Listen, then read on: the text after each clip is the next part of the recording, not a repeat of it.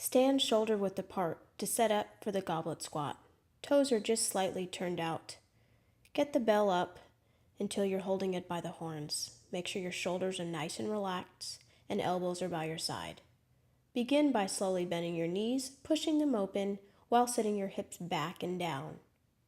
Exhale, stand on up, squeeze the glutes. Soften the knees, drive them open by keeping the heels on the floor. And then exhale, using your breath, stand up and make sure you squeeze the glutes at the top. As you pull yourself down, notice how the elbows are just resting gently inside the knees. This is the proper way to do a goblet squat. Let's see the squat from the side position. Make sure your heels and toes are firmly pressed into the floor. If you're using a bell, hold the bell by the horns. Keep those shoulders relaxed and down. Soften your knees. Sit as far back as you can while pulling your hips down towards the floor. Stay tight at the bottom.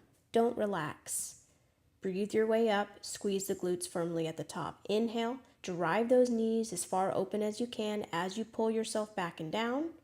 And exhale, squeezing the glutes at the top position. Again, don't relax the top. Stay tight. It's an inhale and then an immediate exhale as you come up to the standing position.